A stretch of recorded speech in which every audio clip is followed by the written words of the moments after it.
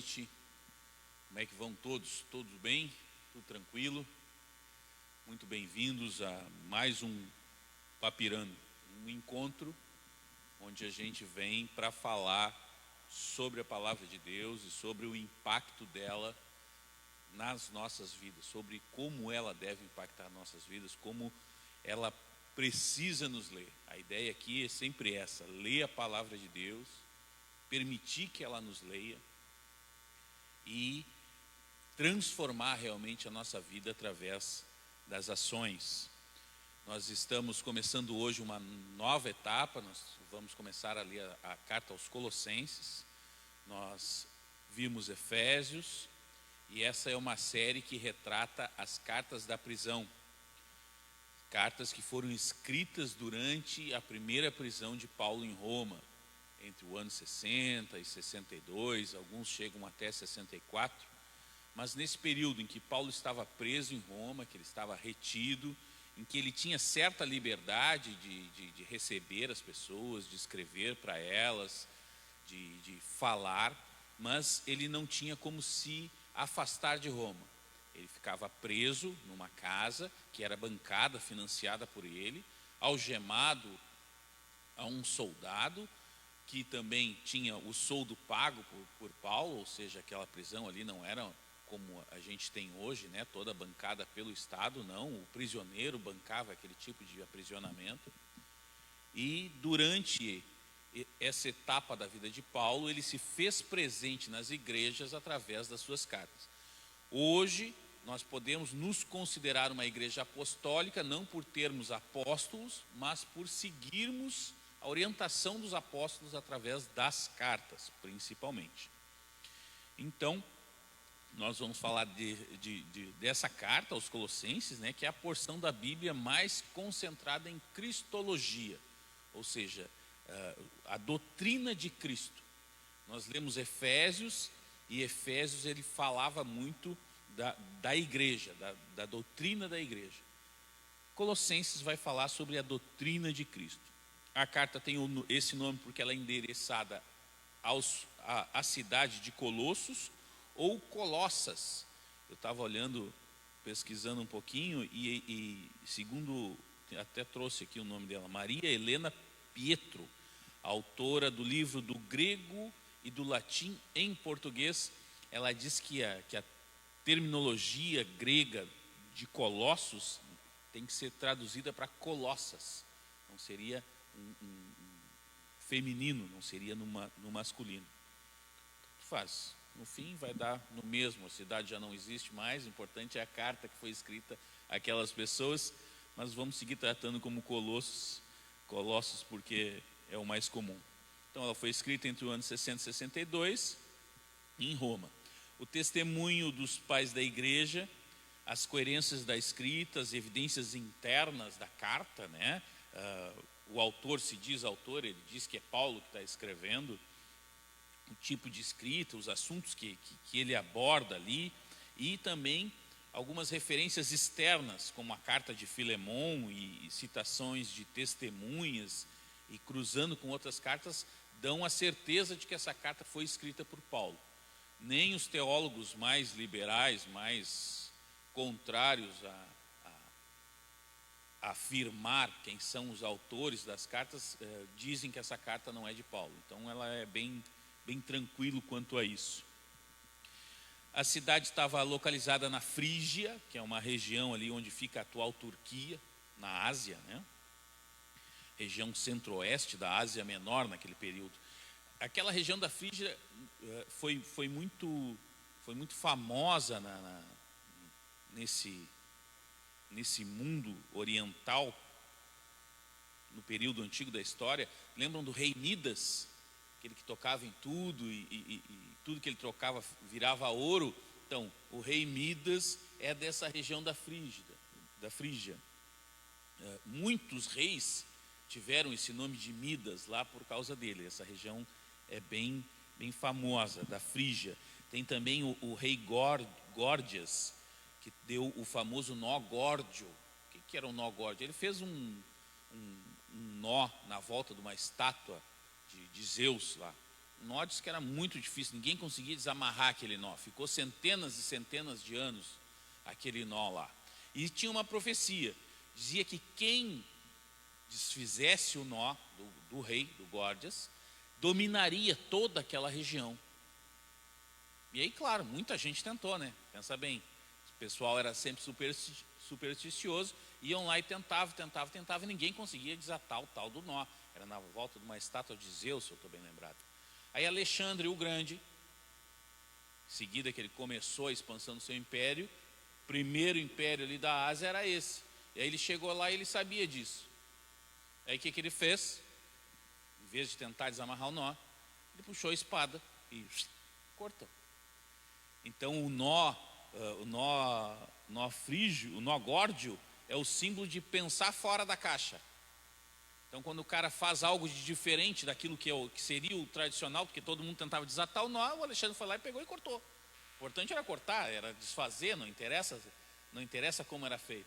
Então ficou como um símbolo de pensar fora da caixa, esse tal de nó górdio, por causa dessa história. Então aquela região realmente ela faz parte da história do mundo. Fica a mais ou menos 160 quilômetros de Éfeso, ficava, né?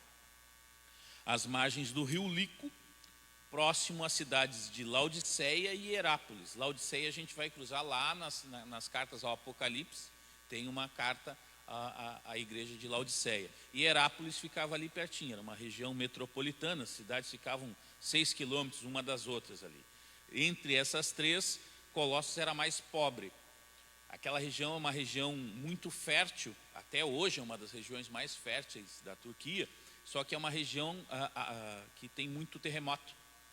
No ano de 47, mais ou menos, essas três cidades sofreram um grande terremoto e Colossos não se recuperou, porque já era economicamente mais fraca. Mas Laodiceia e Herápolis sim, porque elas tinham um poder aquisitivo maior. O apogeu foi durante o século V, lá no período do rei Xerxes, no livro de Ester, o marido de Ester, o Assuero. Naquele período ali de Ester, a cidade de Colossos teve o seu apogeu. Ela estava no auge da sua atração financeira, digamos assim. Ela possui uma lã rosa, uma lã de cor rosa, que é muito característico daquela região. E também corante preto, que vinha da região. Ela tinha muito carvão, né, por baixo da terra, então o corante preto era muito importante, e essa lã rosa também eram os pontos fortes comercialmente falando, e ela fazia parte de uma rota comercial que passava por ali, nesse período do Xerxes, né, do Assuero. E essa rota comercial é que foi deslocada para essas outras duas cidades. Então, como o centro comercial saiu de Colossos, houve um declínio financeiro, e aí, junto com todos os terremotos, deu toda acabou, né, nessa pequenez da cidade, muito parecido com a cidade em que eu vivo, é conhecido como a cidade Latinha. Lá tinha indústria de tecido, lá tinha indústria naval, lá tinha indústria de tudo. Não tem mais nada hoje em dia. É uma loucura, né, cara? Então, esse eixo rodoviário foi deslocado para Laodiceia, o que levou a um declínio da cidade. A cidade era formada basicamente por gentios, mas possuía um grande assentamento judaico, desde o ano 200 a.C. A comunidade judaica ali naquela região era bem forte e já de muito tempo. A igreja foi fundada por Epáfras, conforme a gente vê em Colossenses 1, né? Convertido provavelmente durante o ministério de Paulo em Éfeso, né? Então, tanto Epáfras como Filemon, que também são de Colossos, né? Provavelmente eles foram convertidos durante a estada de Paulo em Éfeso, que durou 3 anos. A gente viu isso em Atos 19 lá. Paulo fica em Éfeso durante 3 anos, e tudo isso aí é tudo na mesma região ali. Então, provavelmente eles tomaram conhecimento do evangelho com Paulo e espalharam pela região a partir desse encontro. Epáfras também plantou as igrejas de Laodiceia e de Herápolis, conforme a gente vê em Colossenses 4, mais para frente a gente vai ver isso, né? Paulo cita essas cidades como filhas de Epáfras. A carta fala sobre diversos temas teológicos importantes: divindade de Cristo, a reconciliação, a eleição, o perdão, a natureza da igreja, entre outros. Então é uma carta, apesar de ser pequena, de poucos capítulos, né, 4 capítulos ali, mas ela é bem densa em termos de conteúdo.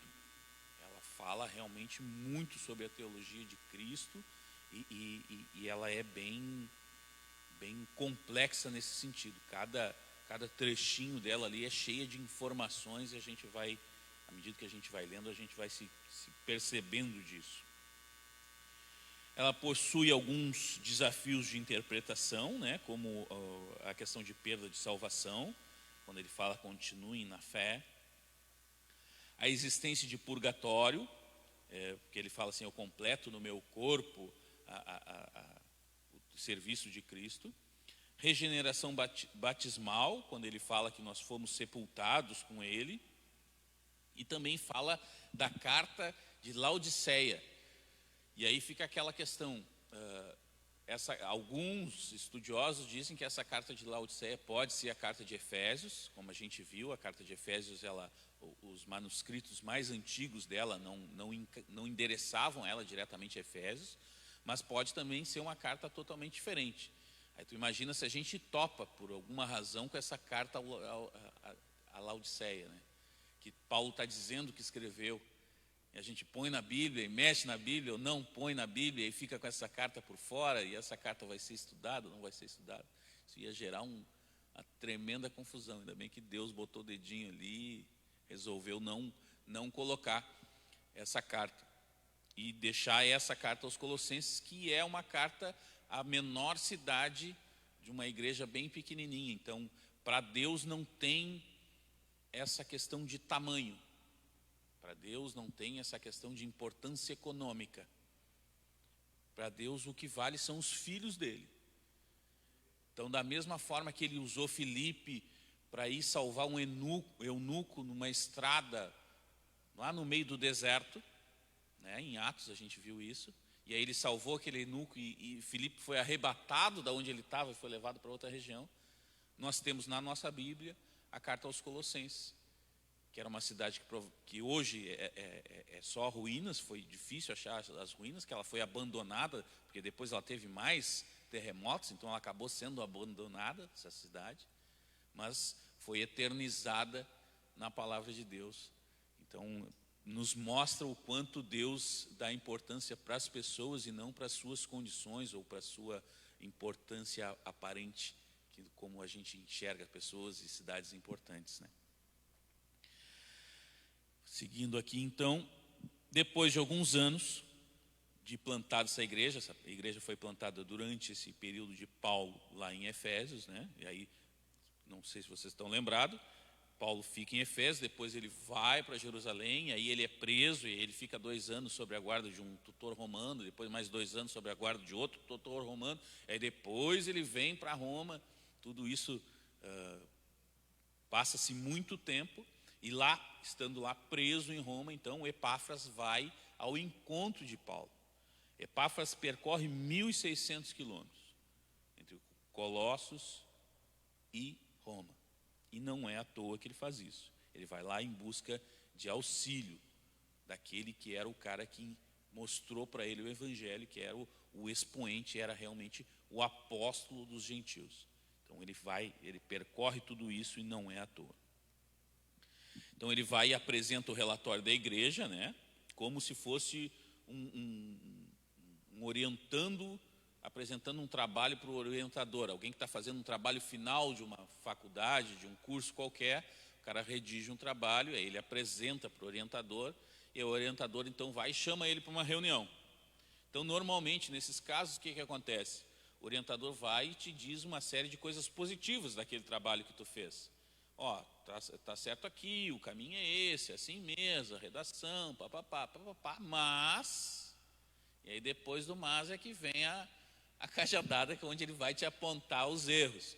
E é mais ou menos assim que Epáfras fez, né? Ele falou muito bem da sua igreja, falou, a gente vai ver isso quando Paulo começa a escrever, mas alertou que estava ocorrendo um problema. Então, o que vem do mais é sempre o que é bem assustador. A igreja estava sob ataque e o Epáfras não sabe como se defender. Por isso é que ele viajou tanto tempo assim, tantos quilômetros assim. Ele já tinha algum tempo de caminhada, ele plantou mais de uma igreja, mas chegou um momento em que ele não soube o que fazer.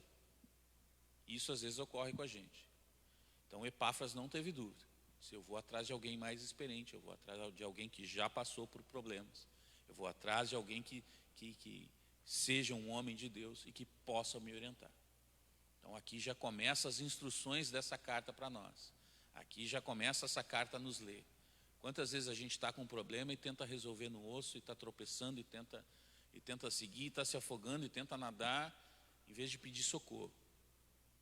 E não é socorro para qualquer um, é socorro para alguém que realmente possa te orientar, que possa te botar no caminho de Deus.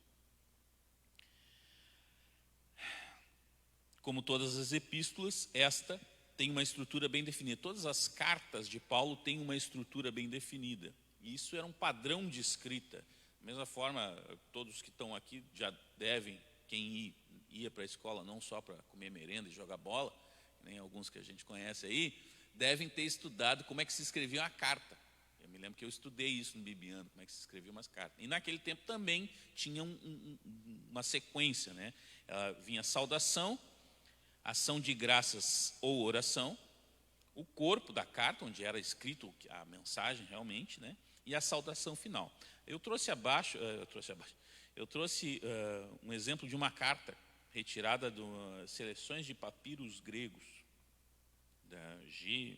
Milligan, que é de um soldado romano que partiu para uma missão, e aí ele escreveu para o pai dele.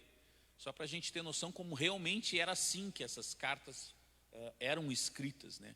Como elas tinham essa sequência lógica, independente de ser Paulo ou qualquer um que escrevia. Diz assim: Apion envia suas saudações mais quentes a seu pai e senhor Epímaco. Rogo acima de tudo que esteja bem e são, e que tudo parta bem para ti, minha irmã e sua filha e meu irmão. Agradeço a meu senhor Serapi, seu Deus, que me tenha salvado a vida quando estava em perigo no mar. Logo que cheguei ao Miceno, obtive meu pagamento pela viagem, 3 moedas de ouro. Vai muito bem. Portanto, te rogo, querido pai, que me escreva, em primeiro lugar, para me fazer saber que tal está, me dar notícias de meu irmão, e em terceiro lugar, me permita te beijar a mão, porque me criastes muito bem, e porque espero, se Deus quiser, me promovam logo. Envio minhas quentes saudações a Capito, aos meus irmãos, a Serenila e a meus amigos. Envio a você um quadro da minha pessoa pintada por Equitemo. Meu nome militar é Antônio Máximo. Rogo por sua saúde, Sereno, o filho de Ágato Daimon, e Turvo, o filho de Galiano, envio saudações. Então tu pode ver que é mais ou menos a mesma sequência. Uma saudação inicial, né, um voto ali de saúde, de que tudo esteja bem, o corpo do texto, o que ele quer dizer, e aí no fim, saudações para um, para outro. Já aproveita alguém ali que vai mandar carta, manda um abraço para o Beltrano, as distâncias eram longas, as cartas o papel não era algo acessível a todo mundo, então se aproveitava tudo isso. Então é mais ou menos a mesma estrutura que a gente vai lendo nas cartas de Paulo na Bíblia, é mais ou menos essa mesma estrutura, assim, segue esse padrão, era um padrão de escrita da época. Paulo começa então afirmando a sua posição, lá no versículo 1, ele é um apóstolo por obediência, né? Conhecer o nosso propósito nos obriga a obedecer ou entrar em rebelião. Então Paulo vai dizer assim: Paulo, apóstolo de Jesus Cristo pela vontade de Deus. Então ele não tinha opção, ou ele entrava em rebelião contra Deus e ia cuidar da vida dele, ou ele seguia o caminho que Deus tinha mandado. E aí as lições já começam para nós, né? Estamos obedecendo ou estamos em rebelião? Seguimos o nosso propósito, nos dedicamos a ele, ou nos rebelamos contra Deus? Simples assim, porque o nosso propósito foi dado por ele. Às vezes o cara, não, mas não quero. Então tá, beleza. Vai responder depois por isso. Sendo nós sabedores de quem somos, trilharemos o caminho com confiança, pois sabemos aonde chegaremos. Essa é a garantia que Paulo tinha. Como ele era um apóstolo de Deus, e Deus tinha dado essa missão para ele, então ele, trilhando esse caminho, ele sabia que estava no caminho de Deus. Essa segurança a gente pode ter se a gente trilha esse caminho e não entra em rebelião. Ele escreve aos irmãos, pessoas que foram alcançadas pelo Evangelho, mas que estão enfrentando uma luta, ou seria uma tribulação, ou uma prova. A gente viu isso na aula passada. Tribulação é sempre ligada aos nossos pecados, prova é sempre ligada a uma ação de Deus, e quando há uma batalha contra o inimigo, então é uma luta. Assim que a gente lê na Bíblia. Quando tu lê na Bíblia lá, tribulação, é porque é pagando em cima de um pecado, cometeu um pecado. Se é uma prova, como a prova de Jó, é uma ação de Deus, te provando pela razão de Deus, que sabe-se lá qual vai ser. Mas quando é um confronto com o inimigo, é sempre uma luta. Quando cruzar com essa palavra na Bíblia, luta, confronto, pode crer que tem uma ação do inimigo ali junto.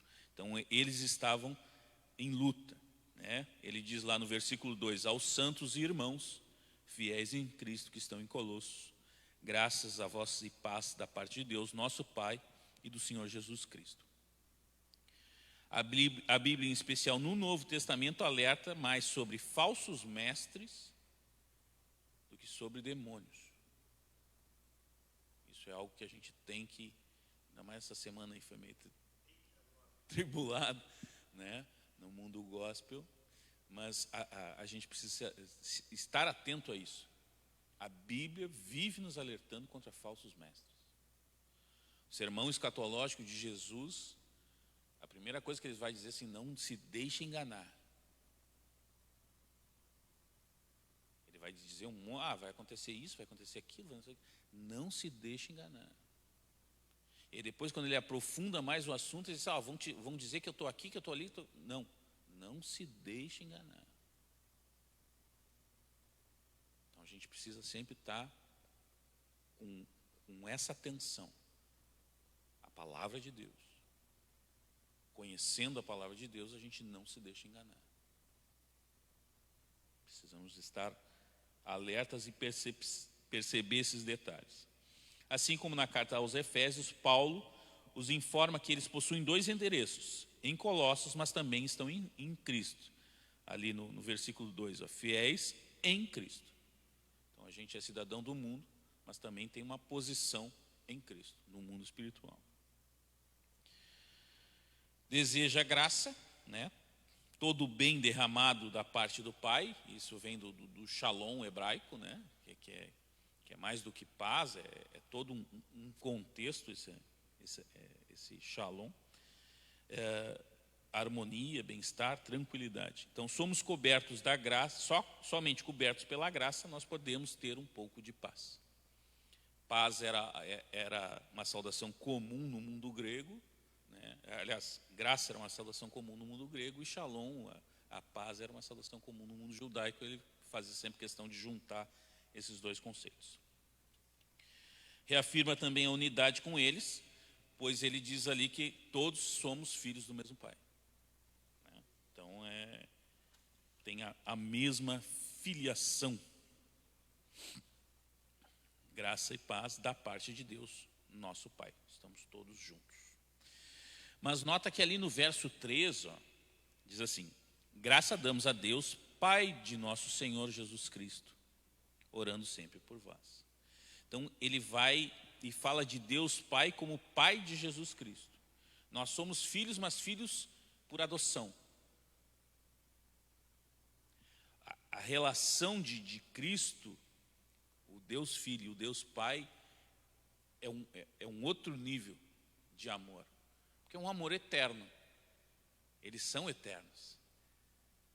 Então esse amor entre eles é diferente do amor do Pai e do Filho pelas suas criaturas, porque nós somos criaturas, eles têm a mesma essência. Quando a gente cria alguma coisa, essa coisa criada não tem a nossa essência. O cara que criou essa mesinha aqui, não tem, não passou a essência dele para isso. A gente passa a essência para os nossos filhos, né? Então esse amor é diferente. Nós somos filhos por adoção. Cristo chama o Pai de Pai de uma forma diferente. Tanto que na oração, quando ele chama de Abba, né, já é algo que deve ter sido impactante para aqueles homens. Porque até aceitar que Deus é Pai, tá, mas paizinho, sabe, é muita intimidade, assim, né? Então é realmente impactante, né? Eles têm a mesma natureza. Por isso, o unigênito de mesma essência, né? De único gerado, o único que é realmente igual é Ele, né? E aí ele se torna o primogênito de todos por adoção. Mas o único que tem a mesma essência é o Deus Filho. Depois dos versos 3 a 5, Paulo agradece pelas virtudes, chamadas em teologia de virtudes teologais daquelas igrejas.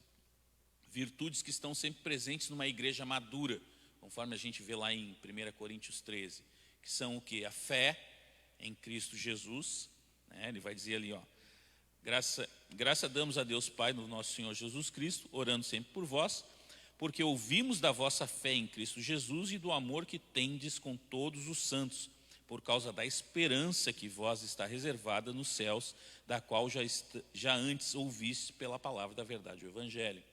Então, fé em Cristo, na forma como eles abraçaram o Evangelho, né? Eles receberam, as pessoas daquela igreja receberam o Evangelho. Então, essa fé em Cristo eles têm. O amor, eles frutificam e demonstram isso com amor pelos irmãos, pelos santos da igreja, né? E santo não porque eles não têm defeitos, mas porque eles são separados para Deus e estão sendo santificados, né? Então, a questão dos santos, às vezes a gente fica, como em português, os santos viraram os santos da igreja católica, né? Aquelas pessoas acima dos outros, para nós fica meio comum, meio incomum, mas da mesma forma que a gente chama de irmão, a gente podia chamar de santo. A Bíblia usa esse linguajar, chama todo mundo ali de santo. Se refere a um ao outro como santo, como separado, né? Apesar de não ter atingido a perfeição, eles são conscientes dos seus defeitos e estão buscando melhoria, né? Então, por isso santos. Santo vivo, exatamente. E também pela esperança, né, na volta do nosso Senhor. Esperança em grego, isso é bacana. Esperança em grego não é algo que tu espera como um talvez seja. É algo que tu espera como um assim será. Eles têm a certeza. Essa esperança é esperar o que vai acontecer. Tu sabe que vai acontecer. É que nem tu espera, das 8h30 às 9h, tu espera chegar às 9h. É certo que vai ter, né? Então, essa esperança é nesse sentido, de certeza absoluta de que vai ocorrer. Quando a gente vê Paulo falando em esperança, não é que bom que vocês, quem sabe, consigam. Não, está certo que vai conseguir. Então, essa é a esperança da volta do Senhor. Eles esperam porque sabem que vai vir. Então, crentes que se amam e esperam pela volta de Cristo. Isso é o sinal de uma igreja madura. Não uma igreja pronta, não uma igreja que não enfrenta problemas, não uma igreja que não tem o que trabalhar. Mas o sinal de uma igreja madura é essa. Ali tem crentes, pessoas convertidas ao Evangelho, pessoas que se amam a Deus e amam ao próximo, e que esperam a volta de Cristo e se portam nessa esperança da volta de Cristo. Vemos algo bem característico do amado irmão Paulo. Ele é um pastor que ora pela igreja dos outros pastores. Porque é o que diz ali, né? Damos graças a Deus, orando sempre por vós. Ou seja, ele estava orando pela igreja do Epáfras. Às vezes a gente mal ora pela nossa igreja, né? Quem dirá pela igreja do outro? Né? Às vezes a gente quer muito que a nossa igreja cresça, tá? Mas e a igreja do outro? De repente o outro cara tem mais preparo para crescer do que a gente. O nosso negócio é ficar aqui pequenininho mesmo. Paulo nos ensina isso. A igreja universal. Cada um tem o que Deus destinou para cada um. A gente precisa orar também por toda a igreja, não só pela nossa, também pela nossa, né? Não deixa a nossa de fora. Vamos orar pela nossa, mas orar por toda ela. E como é que eles chegaram nesse ponto? Como que eles atingiram essa maturidade? Como que eles tiveram fé, amor e esperança? Aí a gente vê do verso 5 à primeira parte do verso 8 ali. Ouvindo a palavra da verdade. Está lá no finalzinho do verso 5. Ó. Ouvistes pela palavra da verdade do evangelho, que já chegou a vós, como também está em todo o mundo, e já vai frutificando, como também entre vós, desde o dia em que ouvistes e conhecestes a graça de Deus em verdade. Como aprendestes de Epáfra, nosso amado conservo, e que para vós é um fiel ministro de Deus, a qual nos declarou também o vosso amor no Espírito. Então eles chegaram a essa maturidade ouvindo a palavra da verdade. O único caminho para chegar ao Pai é o Evangelho. Só o Evangelho é verdade. Somente ele produz reconciliação. Não existe outro caminho para a reconciliação. Não existe outro caminho para a verdade. Somente o Evangelho. Devemos lembrar, de novo, né, que ou vivemos em rebelião, ou melhor, ou a gente se lembra disso, né, que ou a gente vive em rebelião, ou a gente se transporta para a vontade de Deus, para o caminho de Deus, para aquilo que Ele ensinou. Ah, mas segunda-feira é difícil, bom, faça é domingo. Então tá, segunda-feira tu está em rebelião. Se der uma ruim na segunda, tu responde. Não tem outro caminho. Só tem uma verdade. Só tem um caminho estreito ou um caminho largo. Não pode estar no meio, não existe neutralidade. Primeira vez que eu tive a oportunidade de pregar aqui nessa igreja foi justamente isso que eu trouxe. Não existe neutralidade no mundo espiritual. Ou tu é um filho de Deus, ou tu é um rebelde. PT, saudação. Isso é para todo mundo. Ah, mas aquela pessoa é gente fina, é gente boa, é meu amado, minha mãe, meu irmão, meu filho. Ora. Ora para o Espírito Santo tocar e abrir o olho dele. Se ele não está no caminho de Deus, ele está em rebelião. Eu tinha muito medo, e eu confessei isso até no grupo de homens, de clamar por Jesus volta. Minha mãe não é convertida. Meu enteado não é convertido. Se Jesus voltasse agora, eu ia ficar sem eles?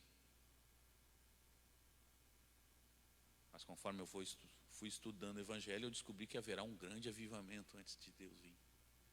E quando Ele vier, um avivamento maior ainda ocorrerá. E aí meu coração se encheu de esperança. E agora eu estou tranquilo para gritar: Maranata, hora vem. Deus é bom. Deus é bom, Ele prepara essas coisas para nós. A gente precisa só o quê? Conhecer. Eu tinha medo, por quê? Porque eu não conhecia. Quando eu me dediquei a estudar um pouco sobre o assunto, aquele medo todo se desfez. Então, mais um. Então, Paulo usa um exagero, né, para ratificar a grande comissão. Ele vai lá e diz assim: está espalhando em todo o mundo. Nem eles conheciam todo mundo, né, as Américas não tinham sido descobertas, toda aquela história. Mas no mundo romano, que era um mundo conhecido, o evangelho estava se espalhando. Pela Ásia o evangelho se espalhava, pela África o evangelho se espalhava. Então quando ele fala, ele está fazendo um exagero, mas nesse sentido de dizer, ó, a coisa está se espalhando, a verdade está avançando. Vocês não podem ficar de fora disso. Ele vai se espalhando e vai frutificando por todo mundo, né? Porque essa é outra característica do evangelho. Onde o evangelho chega, dá fruto. Tiro dado, bugio deitado.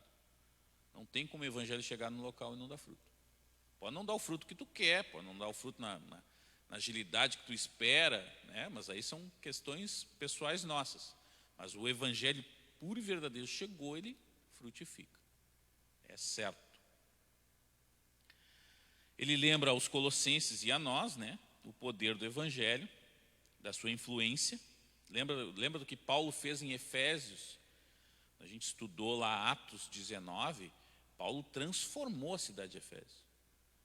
Efésios era a segunda maior cidade do reino, do Império Romano. Paulo não tinha mídias sociais, não tinha televisão, não tinha nada. Mas ele falava numa escola, dizem os pais da igreja, das 11 da manhã às 4 da tarde, e ao final daqueles 3 anos, o declínio da feitiçaria, da imoralidade, era assim, bom, os artesãos que faziam estatuetas de Deus quiseram matar Paulo, porque Paulo estava atacando economicamente a cidade. Os caras queimavam os livros de bruxaria e de feitiçaria e eram caríssimos aqueles livros ali. Lá em Atos, desculpa, em Atos 19 vai falar um montante em dinheiro era considerável.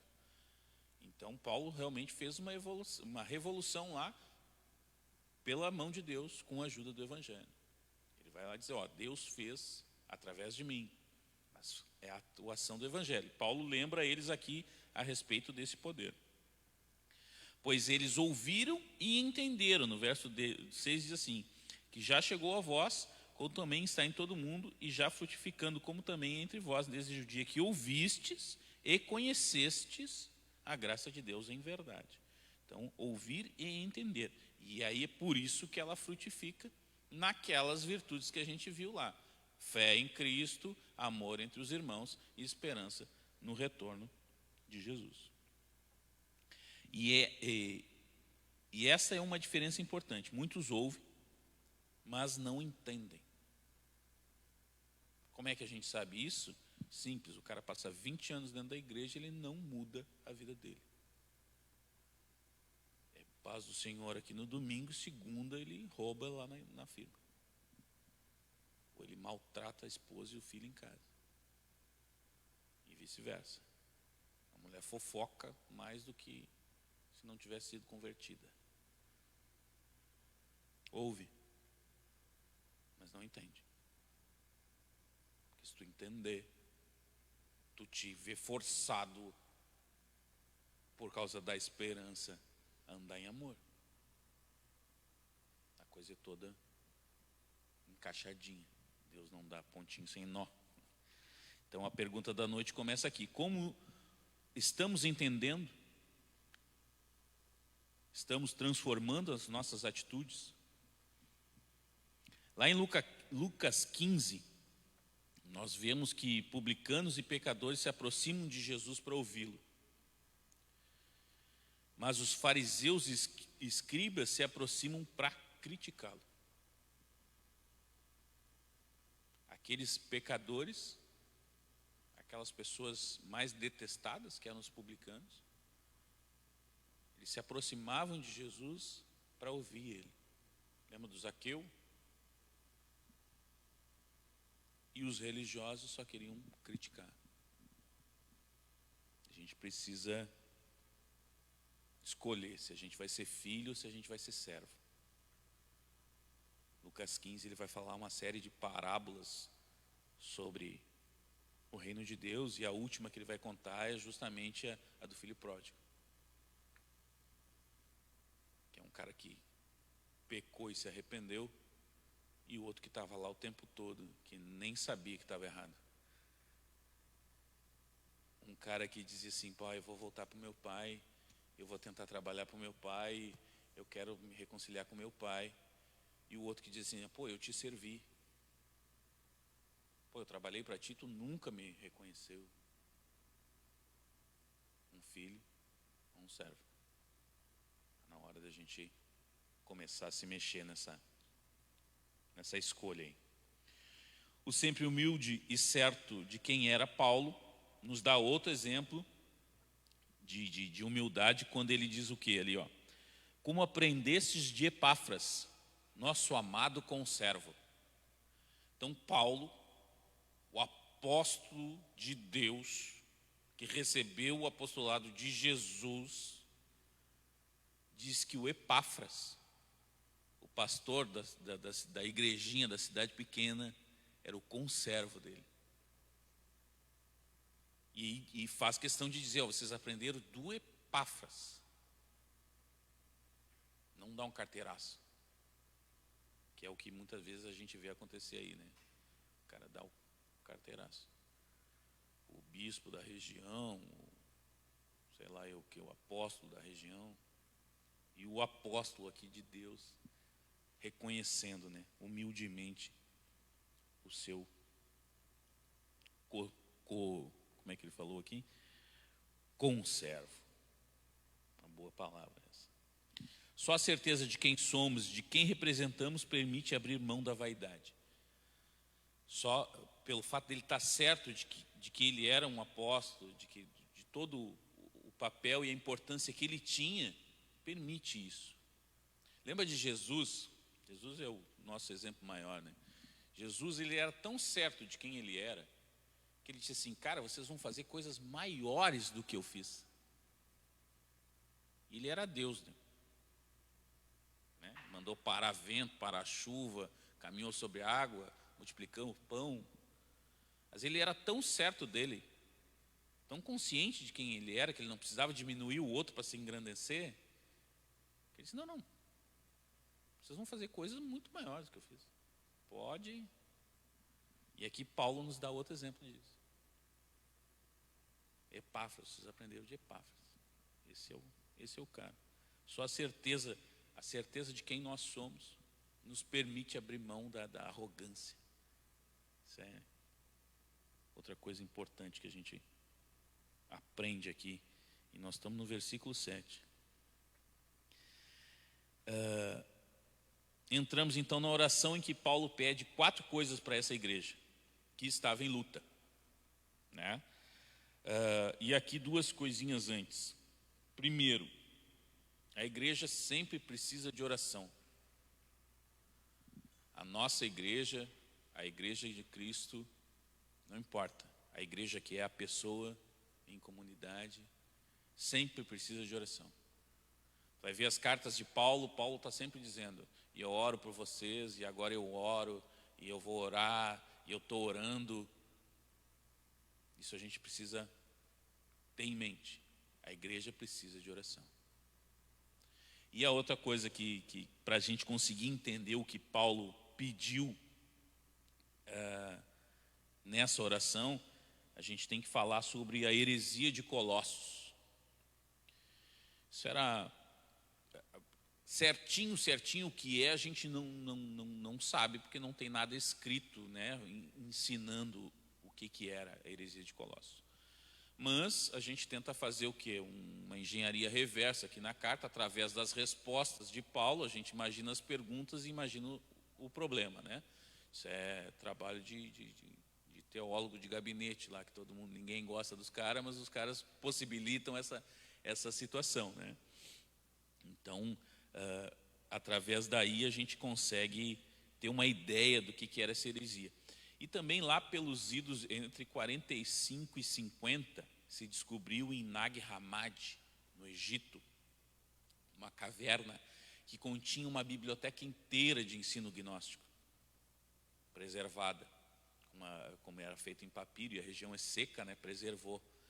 Então, durante o finalzinho dos anos 40, início dos anos 50 ali, essas cartas começaram a surgir e elas foram recolhidas, e assim a gente tem uma ideia do que se tratava dessa heresia que estava implantada na igreja, do gnosticismo. Tá? Provavelmente essa biblioteca foi escondida lá entre o final do terceiro e início do quarto século, quando o gnosticismo foi considerado heresia, porque até então ele tinha se espalhado pela igreja, né, por todas as igrejas, em vários níveis, com ideias mais aprimoradas, outras menos, do que essa que estava em Colossos aqui, mas aqui já era um princípio dessa heresia. E com esse acesso a essa biblioteca que se achou, a gente descobriu do que se tratava, né? Mais ou menos do que se tratava. Também se descobriu muito sobre a questão de escrita de carta, né? Que se achava que não eram coisas tão comuns assim, por causa da dificuldade do papel e das distâncias. E aí a gente viu que esse tipo de carta com instrução para a igreja, né? De enviar instrução para um grupo de seguidores em algum lugar, era algo bem comum naquela região. E outra coisa que se descobriu também com essa biblioteca foi o grego, porque até então aquele grego do Novo Testamento era um grego diferente do que era da Septuaginta, do que era estudado, não se escrevia mais o grego como se escrevia o grego da Bíblia. E aí se viu que aquilo era o grego chamado koiné, o grego comum, o grego que era falado nas ruas. E foi escrito desse mesmo grego, que é um grego não tão refinado, digamos assim. É como se a gente pegasse aqueles Monteiro Lobato, aqueles escritores mais antigos, assim, que eles escreviam num linguajar mais preciosista, né? E tu comparasse com a gíria da gurizada na rua. Então, os caras, até então, como eles não tinham essa referência, eles achavam que era um grego iluminado, que era um grego que tinha vindo dos anjos, alguma coisa assim, né? O povo era sempre muito esotérico. Né? Mas não, aí se descobriu que esse era o grego comum, grego koiné. Então tem essa diferença graças a essa biblioteca lá de Nag Hammadi no Egito. Então esse achado não só nos mostrou sobre o gnosticismo, como o gênero literário das cartas. O que tínhamos em Colossos era uma mistura de cristianismo, judaísmo, o início do gnosticismo, tudo isso misturado com as escolas de mistério do Egito, unidos num pensamento dualista neoplatônico, né, que dividia a matéria entre matéria má e espírito bom. Resumindo, era uma grande confusão. Era um monte de coisa desconexa, misturada ali, né, e que levou a muita confusão. Lembrando, era uma região de forte influência judaica, já há muitos anos, mas carregada de gregos. Então, era bem comum, bem propício que eles caíssem nessa confusão. Então, tudo isso se iniciou o quê? Dentro da igreja. Às vezes a gente acha que heresia é coisa de agora, né? Que agora é que resolveram falar bobagem na igreja e inventar história. Não, heresia dentro da igreja está desde os primórdios dela, há muito tempo, diz um pastor lá em cima, né? Então assim, esse pensamento ele não negava a Deus, não negava a Cristo, não negava a redenção e muitos pontos fundamentais do cristianismo, por isso que ela estava baseada ali a partir de uma igreja cristã, né? Tinha os elementos judaicos presentes, as festas, as cerimônias, né? A dieta judaica. Mas, por separarem totalmente a matéria e o espírito, que era o pensamento dualista de Platão, né, um grego muito, muito inteligente, muito bom, por sinal, eles não aceitavam a encarnação de Cristo. Tu vai ver referências dizendo que se Cristo caminhasse na praia, não tinha pegada. Porque o Cristo não teria um corpo físico. Porque se a matéria é totalmente má, e o espírito é totalmente bom, eles não poderiam estar juntos, né? E Deus é espírito, como é que o espírito vai estar ali com a matéria? Então eles tinham esse problema. Além disso, né, como poderia então Deus ser espírito habitar num corpo que era matéria, porque ambos eram opostos. Então isso gerava algum problema. Platão dividia o mundo, dividia a realidade em dois mundos: o mundo material, feito de matéria, tudo que tu pode tocar, que é imperfeito, inferior e sempre mal, e o mundo espiritual, que era o mundo das ideias, o mundo da perfeição. Então o mundo material era como uma sombra, era como uma representação defeituosa desse mundo espiritual. Então, por exemplo, o copo, ele era apenas um reflexo do copo perfeito, que o copo perfeito era lá do mundo espiritual. Então aqui o máximo que nós conseguiríamos era isso aqui. Mas esse não é o copo perfeito, porque isso aqui é de matéria. O copo perfeito fica no mundo das ideias, nesse mundo espiritual. Esse é o dualismo de Platão. Simplificando, claro, né? Para a gente poder entender. Mas Platão dividia o mundo dessa forma. Então, esse reflexo imperfeito e aquilo que é perfeito que vivia no mundo das ideias. Tudo aquilo que é material é inferior, né? Porque ele é um reflexo, ele está abaixo, e intrinsecamente mal, defeituoso, por isso que acaba, né? Então, sempre é assim. E qual é o problema disso? É bem parecido com a ideia que a gente tem de carne. A carne é mal, né? E a gente tenta lutar o espírito contra a carne, a vontade da carne, a vontade do espírito. Só que se a gente leva esse conceito adiante, quando a gente chega em Cristo, enreda. Porque Cristo é Deus. Como é que Deus vai habitar numa coisa inferior? Não, a criação é perfeita. A criação foi feita por Deus. Lembra lá? Deus fez isso e era bom. Deus fez aquilo e era bom. Deus fez aquilo outro e era bom. E o homem era muito bom. Então não tem essa ideia de inferioridade nesse sentido dualista de Platão, de divisão, entendeu? É tudo criação de Deus. Porque outro problema é por que ele vai ressuscitar? Se o mundo espiritual é melhor, por que ele voltou para a carne? Ele já não era para ter vindo, mas em vindo e morreu, por que ele volta? E esses problemas, às vezes a gente pode pensar assim, mas isso é só teoria. Não, teve eu não vou me lembrar agora, como sempre eu nunca me lembro do nome dos caras, quando eu preciso lembrar. Teve um grande filósofo que foi assim, ele incomodava, era aquele que sempre perguntava o porquê das coisas. Eu não me lembro o nome dele, foi famoso. Então ele começou a incomodar as autoridades com aquela questão de questionar, né? Porque tu dizia, tal coisa é bonito, por quê que é bonito? Aí tu dizia, é bonito porque é harmônico. Tá, mas por que harmônico é bonito? E assim ele ficava, né? Ele falou aquela famosa frase, só sei que nada sei. Se alguém se lembrar aí, se lembre, põe aí nos comentários. E aí ele começou a incomodar e as autoridades prenderam ele. Disseram que ele ia ser condenado à morte porque ele estava ofendendo os deuses. Naquela época isso dava cadeia e morte. Mas era só para ver se ele tomava um susto, né? E aí quando chegaram de noite, disseram assim, tá, cara, vai-te embora, some da cidade, e aí tu não precisa morrer, a gente se livra de ti, que era o interesse, né? Ele disse, não, agora que eu vou ser liberto da carne, que eu vou morrer, vocês querem? Não, me dá aqui o veneno. E ele foi e tomou o veneno para morrer.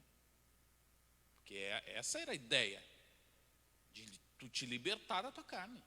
A carne era uma prisão do espírito.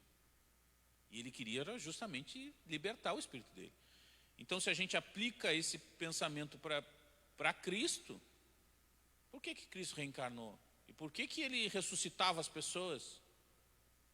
Pô, os caras tinham sido libertos, aí Cristo vai lá e prende eles de novo? Por que a nossa promessa é ressuscitar no fim, se nós estamos tudo libertos no mundo espiritual? Vocês entendem? Então, é aí que às vezes a gente não se dá de conta de onde essa pequena heresia dita aqui vai acabar, mas vai acabar aqui, num confronto direto com a ideia de salvação, com a ideia de Cristo, homem. Então, esse era o perigo dessa situação toda. No casamento também, em Coríntios teve esse problema, Coríntios 7. Porque se um corpo é ruim, tu imagina dois. E tu imagina dois sendo um. Aí os caras queriam estar casados e ser celibatário. Deu problema, deu um enrosco. Quando a gente cruzar com Coríntios 7, a gente vai ver que deu problema lá. Porque os caras tinham esse pensamento, entendeu? Da matéria ser má. Então começa a ter reflexo, né? Então, e a gente vai ver reflexos desse mesmo pensamento na igreja romana da Idade Média. Por que a Maria tinha que ser perpetuamente virgem? Porque quem é virgem é melhor do que quem não é. Porque é mais santo, o corpo é mais puro. Né? Outra razão para eles terem o celibato obrigatório dos padres. Pensamentos que migram daí, que surgem daí, vão se enraizando e acabam explodindo nesses movimentos. Os eremitas, os monges que se afastavam do mundo da carne para viver o máximo de coisas espirituais possíveis, desse pensamento dualista, de que o mundo do espírito é bom e o mundo da carne é totalmente mau, caído. Então, a gente precisa ter cuidado. Além dessa questão da corporeidade de Deus, a influência gnóstica e das escolas de mistério traziam a ideia de que para ser salvo se faz necessário possuir um conhecimento secreto, a gnose. Em grego, conhecimento é gnose, por isso que é um movimento gnóstico, dessa ideia de que precisa desse conhecimento para tu ser salvo. Tu não vai ser salvo sem esse conhecimento. Um conhecimento que não foi dado aos apóstolos, mas que foi reservado para esses mestres gnósticos. E que conhecimento era esse? Entre nós e Deus existe um pleroma, que é a palavra em grego para plenitude, que era um espaço. Então, entre nós e Deus tinha esse pleroma, que nos afastava de Deus. Né? Esse pleroma era ocupado pelos seres espirituais, íons, ou anjos. Por isso que Paulo vai falar sobre culto aos anjos ali, mais adiante a gente vai ver na carta. Ou rudimentos desse mundo. Lá naquela biblioteca, em Nag Hammadi, a gente tem esses íons como rudimentos do mundo ou espíritos elementares, porque eles habitavam os astros, eles habitavam o sol, habitavam a lua, habitavam as montanhas, habitavam o copo de água em cima da televisão ali. Nada é novo nesse mundo, tá? Então, tinha essa ideia aí, e que a gente deveria então fazer rituais para apaziguar esses íons e ir galgando esses degraus nesse pleroma até conseguir chegar a Deus. Então isso tudo estava imbuído aí nessa mistureba que eles tinham feito lá em Colossos. Então, resumindo, deveríamos crer em Cristo, que era um demiurgo, essa é uma outra expressão grega, ele era um Deus menor. Ele tinha sido o primeiro gerado por Deus, porque Deus era o Espírito, né? Deus é Espírito, não podia tocar na carne. Então, como é que ele ia fazer para criar a carne? Ele criou esse demiurgo, esse Deus menor que ele. Que aí esse Deus menor que ele tinha uma conexão com o que ele pensava e operava, fazia todas as operações. Então, tinha que se acreditar, né, em Cristo como esse demiurgo, esse Deus menor, seguir os preceitos judaicos e a lei, mortificar o corpo, adorar os anjos, e assim então nós ascenderíamos até Deus na plenitude. Barbada. Filezinho. Não precisa mais nada. É só fazer isso. Só fazer esse caminho assim para... Então, era mais ou menos isso que os mestres ofereciam. Uma chance de sermos participantes da nossa salvação. De termos o controle sobre nós e sobre os outros. Porque no momento em que eu sou conhecedor desse caminho, eu digo, não, César, tu tem que me obedecer aqui, César. Segue comigo, porque senão tu não vai chegar lá. E aí o César, não querendo ser só obediente a Deus, de abrir mão de ter o controle disse, não, eu preciso fazer alguma coisa para me salvar, como é que vai ser de graça? Não, isso é uma coisa que a gente tem no nosso coração, essa dificuldade de abrir mão do controle. Então aí tu, não, pô, realmente eu tenho que mortificar meu corpo. E aí tu vai fazer parte da tua salvação.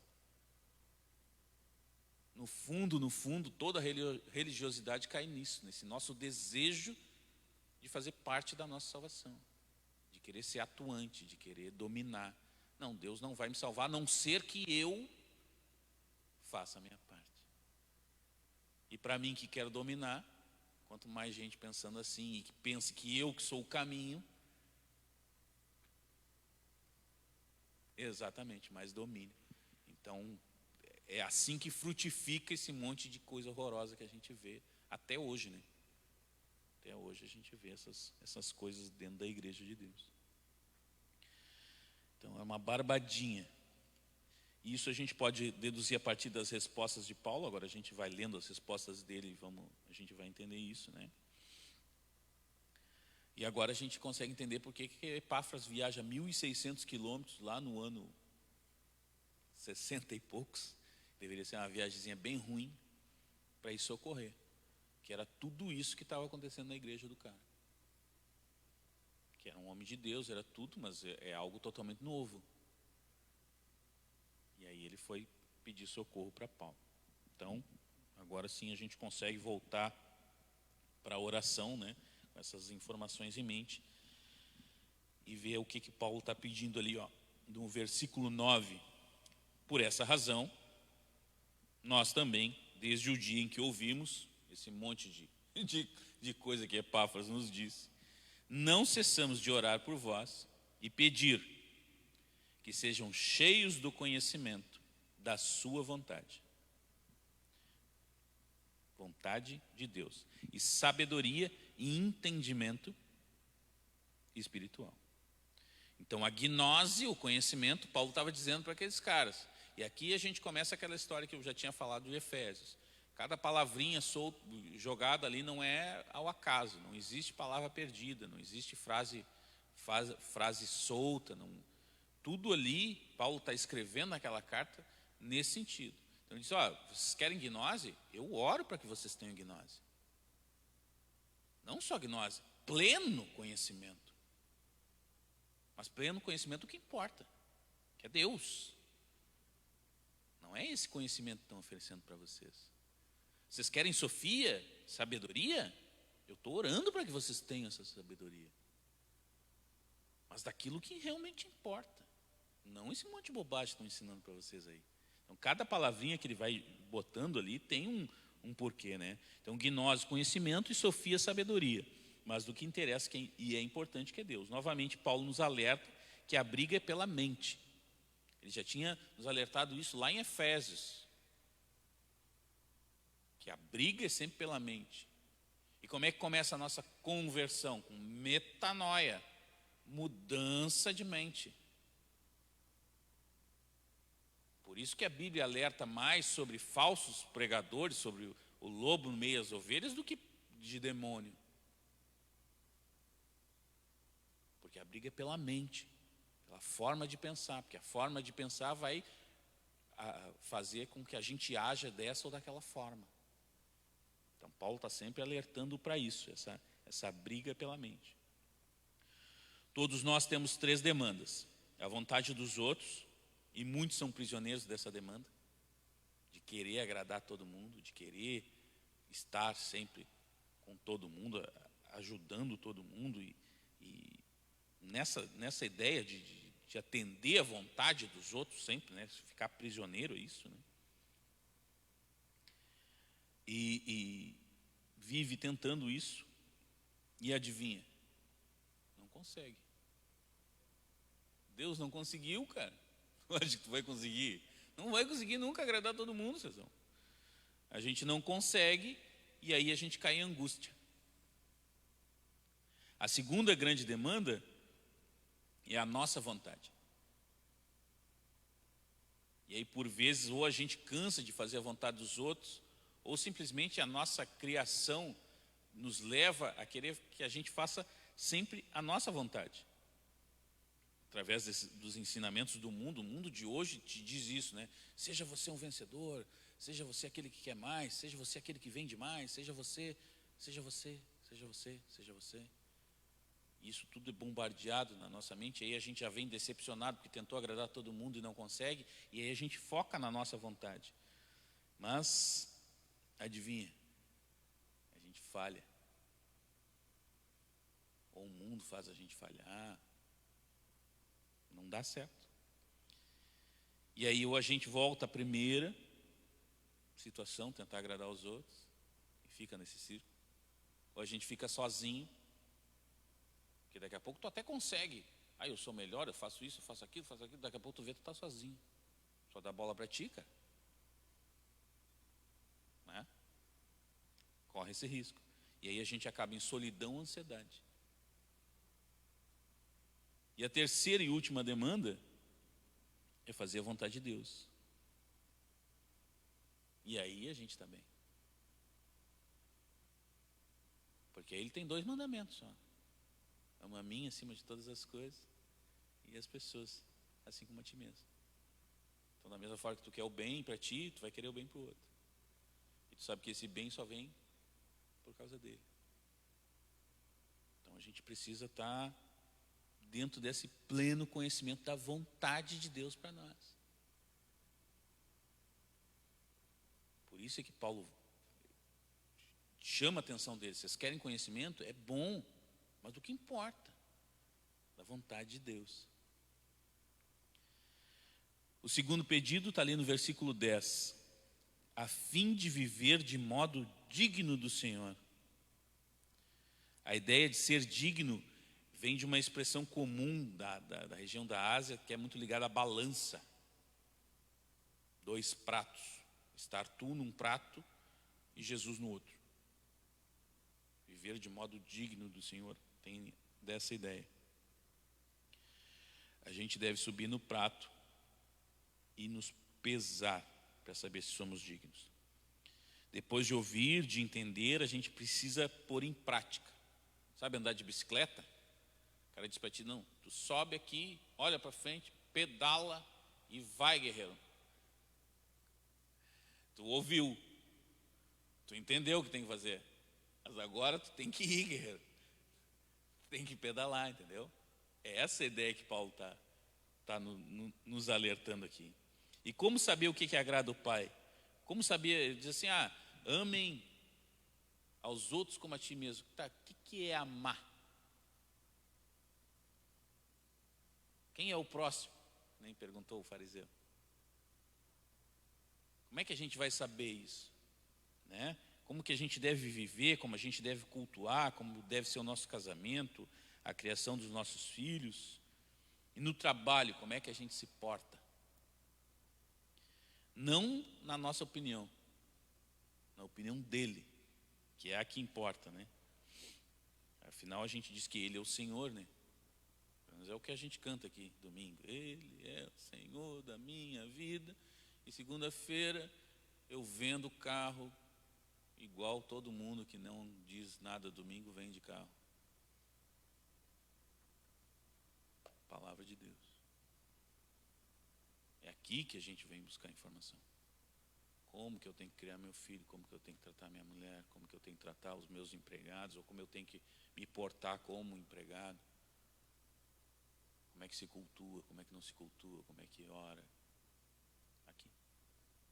Leiam a Bíblia, pelo amor de Deus. Esse vem sendo o nosso mote aí, né?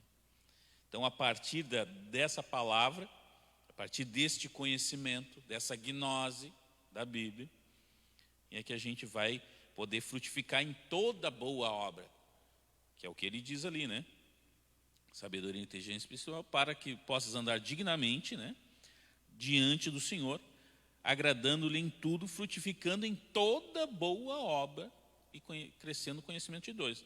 Qual é toda boa obra? Bom, pelo que a gente pode ver na palavra, diz assim, levar pessoas a Cristo. 1 Coríntios 16 diz que isso é uma obra e que todos devemos fazer essa obra. Louvor a Deus, Hebreus 13, diz que devemos louvar a Deus. Ofertar e partilhar, Romanos 15, isso faz parte de toda boa obra. Uma vida piedosa, Hebreus 12. Atitudes santas, Gálatas 5. Então, pedido 3, está no versículo 11. Que horas são aí, meu amado Vilela? 10 para as 10. Ixi, vamos acabar no meio da coisa então aqui. Vamos só terminar, fazer os 4 pedidos aqui, e aí a gente deixa o restante para a próxima. Pedido 3, versículo 11. Diz ali, fortalecidos, corroborados em toda fortaleza, segundo a força de sua glória, em toda paciência e longanimidade com alegria. Então, que sejamos fortalecidos. Paulo pede ao Pai que sustente a nossa fé dos que creem, né, com o poder da ressurreição. Lembra, lá em Efésios eu comentei que Paulo muda o referencial. No Antigo Testamento era o Deus que tinha libertado o povo do Egito, esse era o sinônimo de poder de Deus. Agora ele sempre linka o poder de Deus à ressurreição de Cristo. Então Paulo pede que esse poder que ressuscitou Cristo, né, que essa presença viva do Espírito Santo seja naquelas pessoas, tal como ocorreu em Atos, né, algo palpável, que somente assim a gente pode ter o que ele pede ali, que é paciência e longanimidade com alegria. Então, só cheio do Espírito Santo, meu amado, a tu ter paciência e longanimidade. E aí, assim, ó, paciência é a ideia de situação. Paciência com os problemas. Tá? E longanimidade é com as pessoas. É a mesma ideia de paciência, mas com as pessoas. Tem gente que é muito bom com situações problemáticas, mas é ruim com pessoas. E tem gente que lida muito bem com pessoas, mas tem problema com situações. Então, é isso que ele pede ali. Paciência, suportar a provação e o sofrimento sem desistir, né, pelas circunstâncias. E longanimidade, tolerância com pessoas, tardio em irar-se. O primeiro refere a situações, né, se opõe a covardia, a desânimo. Então é não ser covarde, não ser desanimado. E o segundo a pessoas, não ser irado ou não querer se vingar. E só na presença do Espírito para a gente ter essas duas virtudes com alegria. Que é o que ele pede ali, né? Com alegria. Porque às vezes tu até tem paciência, mas fica de beiço, né? Meio aborrecido com a situação. Por isso que Paulo sabe disso. Paulo disse, ó Deus, dá o Espírito Santo para essa gente, para que eles tenham essa capacidade, com alegria. Isso é sempre muito importante. A presença do Espírito não se faz necessária só para ter essas virtudes, mas para tê-las com alegria. E finalmente, pedido número 4 está no verso 12, viver uma vida de gratidão, dando graças ao Pai que nos fez idôneos para participar da herança dos santos da luz. Já fomos capacitados, qualificados, habilitados para a obra da redenção. Então o que Paulo está dizendo aqui? Os caras estão querendo vender tudo isso aí para vocês serem aptos a chegar a Deus. Vocês já estão. Eu não preciso de mais nada disso. Isso é aprisionamento. Vocês já estão libertos, já está pronto. Cristo já fez o que tinha que fazer. É só tu buscar a sabedoria do que importa. Não precisa mais de ritual, não precisa de anjo, não precisa de nada disso. Mas a religiosidade tem aquele atrativo que nós conversamos, nos torna participantes da salvação. Essa era a situação. A ideia de luz, né, que ele fala ali também, graças ao Pai nos fez idôneos para participar da herança dos santos da luz, como conhecimento, essa luz de entendimento, de iluminação, né, de saber. Isso era uma palavra que aparecia muito nos ensinos gnósticos, e a gente vai ver lá no no Evangelho de João, que também combate muito o gnosticismo, esse uso da palavra luz no combate de luz e trevas. João fala muito sobre isso, e isso era uma coisa que os gnósticos gostavam de usar essa palavra, né? Esse conceito no Evangelho não somente como verdade, que era o caso da gnose, mas João mesmo vai usar como pureza, como idoneidade. Isso vem lá do Salmo 119, em Efésios 5 a gente também vê isso. Paulo traz a ideia de que já somos dignos, não nos falta nada para termos acesso ao Pai, que é a luz, como a gente vê em João afirmando que Deus é luz. Em todos os pedidos um recado: vocês já têm tudo. Vocês não precisam de intermediários, de intermediadores, de culto a mais ninguém, de fazer mais nada. Vocês já têm tudo. Remete lá a Adão e Eva. Lembra que a ordem para Adão e Eva era o que? Comei de tudo, menos daquela maldita lá. Talvez se eles estivessem de barriga bem cheinha, comendo de tudo, não tinham comido aquela lá. Entendeu? É a mesma ideia aqui. Se aqueles caras estivessem procurando a sabedoria de Deus, eles não tinham tempo para a sabedoria do mestre gnóstico, do não sei o quê. Esta é a ideia de estar satisfeito com aquilo que a gente tem,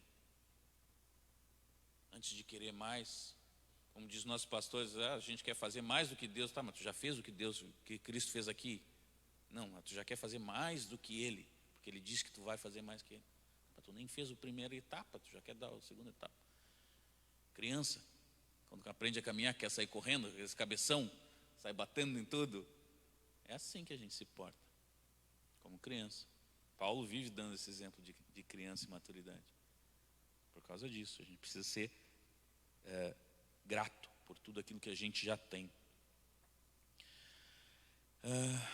Onde é que estamos aqui? Tá, Adão e Eva, a ordem era comer de tudo, menos daquela maldita. Outra coisa interessante a se destacar aqui é que para os romanos o conceito de herança era diferente para os gregos e para os judeus. Que ele fala ali, né? Herança, no finalzinho, participar da herança dos santos da luz. Para os gregos e para os judeus, a herança era para o filho mais velho. Lembra toda a história de Jacó?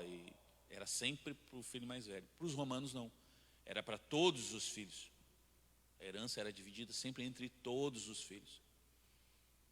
Então, quando Paulo está falando em herança aqui, é nesse conceito romano de herança, de divisão para todo mundo tem direito, todo mundo vai ganhar o seu quinhãozinho. Não precisa ninguém fazer mais nada do que o outro para ganhar mais. Não é assim que funciona. A herança aqui é para todo mundo. Os romanos tinham essa diferença de herança, né? De gregos e judeus. Os irmãos, não só os primogênitos, tinham direito à herança. No verso 13, diz ali: ele nos tirou da potestade das trevas e nos transportou para o reino do Filho do seu amor. O Pai nos liberta e atrai para si. Esse retirou é no sentido de trazer para si, né? De se aproximar, né? Ele nos retira do engano, nos retira da maldade. Isso a gente vai ver em Coríntios 11 e 1 João 2, né? Nós estávamos em engano, nós estávamos em maldade e Deus nos retirou dali. A expressão reino do seu Filho só aparece aqui na Bíblia. Vai encontrar sempre reino da luz, reino de Deus, né? Mas reino do seu Filho só tem nessa carta, nesse trechinho aqui. É algo bem incisivo, né?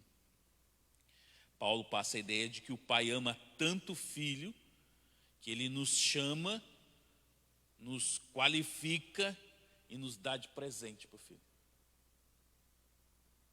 Não que a gente mereça, não que a gente seja grande, não. É uma obra do Pai para o Filho por amor. Então Ele nos resgata das trevas, nos qualifica, nos santifica, nos aprimora para entregar para o Filho no seu reino. Essa é a expressão de amor aqui que Paulo fala, passa essa ideia, um presente de amor. Novamente a lembrança da batalha detalhada em Efésios, né? Uma batalha pela mente. Nós ignorávamos onde estávamos. E essa é uma questão. Quem está em trevas ignora que está em trevas. Esses tempos eu estava conversando com o Leandro, né, que trabalha muito nessas áreas carentes, e eu fui fazer um trabalho numa região bem carente da cidade, e o que eu pude perceber é isso: as pessoas não se davam de conta de que estavam vivendo no mundo de trevas. Não só a questão de necessidade e tudo mais, mas elas estavam enganadas e nem sabiam disso. Elas precisam ser resgatadas. E aqui mais uma afirmação de que a obra é de Cristo. Ele que nos resgata das trevas e nos transporta. Porque por nós nem sabia que estava em treva. Para nós estava bom lá. Sabe? Então tem isso nesse texto aqui, né? A batalha pela mente. Então, novamente, Paulo refutando os mestres gnósticos, por isso sempre a ênfase em conhecimento, iluminação, filhos da luz. Sempre nessa ideia de frisar para aqueles caras que estavam querendo um conhecimento a mais, de que eles já têm bastante material para buscar conhecimento aí. Viviam no império de ignorância de Deus, em todas as áreas, principalmente naquele momento da história ali. Era no governo, o imperador se achava um Deus, todas as instituições eram ignorantes das vontades de Deus, as pessoas eram ignorantes das vontades de Deus, as escolas eram ignorantes das vontades de Deus. Então, por isso, um império de trevas nesse sentido. Às vezes a gente vai ver na Bíblia trevas como ligado muito à questão sexual, né? Ou a questão de batalha com o demônio, mas trevas aqui nesse sentido de ignorar a Deus, de ignorância, de falta de conhecimento de Deus, né?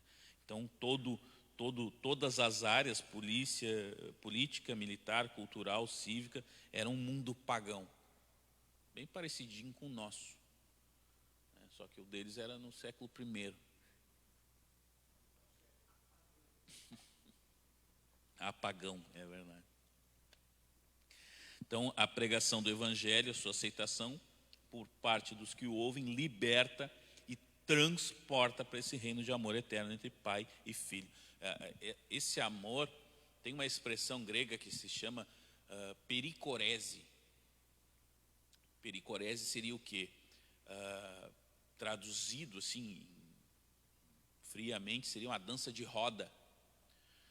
Mas a ideia é que durante a eternidade, antes de criar tudo, o Pai, o Filho e o Espírito Santo viviam em pericorese. Eles eram suficientes neles mesmos. Não havia nada fora deles que eles estivessem precisando, ou que eles precisassem.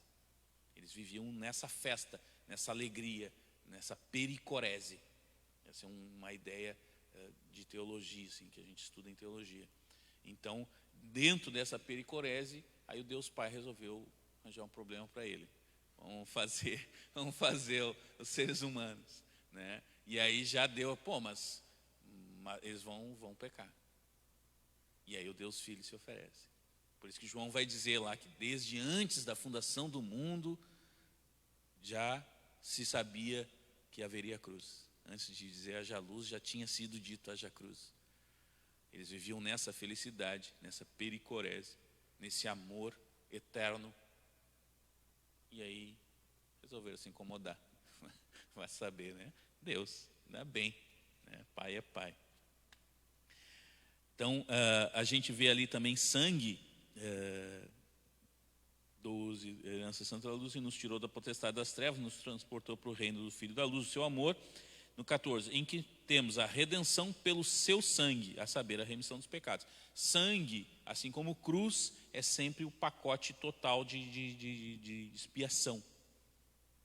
Quando tu lê a palavra sangue, lê a cruz, não é só o sangue líquido, não é cruz só a cruz de madeira. É a obra da salvação feita por Cristo, né? Redenção e remissão. Redenção é a ideia de libertação da escravidão, Efésios 1 e 1 Coríntios 1, e remissão como a ideia de um preço pago. para nos separar dos nossos erros. Salmo 103 e Miqueias 7, tá? Redenção. Então, eu te liberto de ser escravo, tu era escravo, eu vou lá e te liberto. E expiação, eu pago este preço. É como se ele tivesse colocado no lugar, entendeu? Seria o correto do passar na frente da fila. Quando alguém, tu diz assim, passa aqui na minha frente, tem mais gente atrás, o correto é tu ir para o último lugar, né? Tu tirou a pessoa do último lugar e botasse ela no teu lugar. Então é essa a ideia. Então ele retira do cativeiro e ele paga o preço por aquela pessoa que ele está retirando. Salmo 103 e Miqueias 7. E aí eu acho que vamos encerrar por aqui, né? Vamos mais? Ou deixamos para a próxima? Não, deixamos para a próxima. Então, nos versos 15 a 19, nós temos um hino cristológico que vai nos mostrar a importância do louvor. Isso e muito mais no nosso próximo Papirando, daqui a 15 dias. Essa carta de Colossenses aqui, ela, como eu falei, ela é bem densa.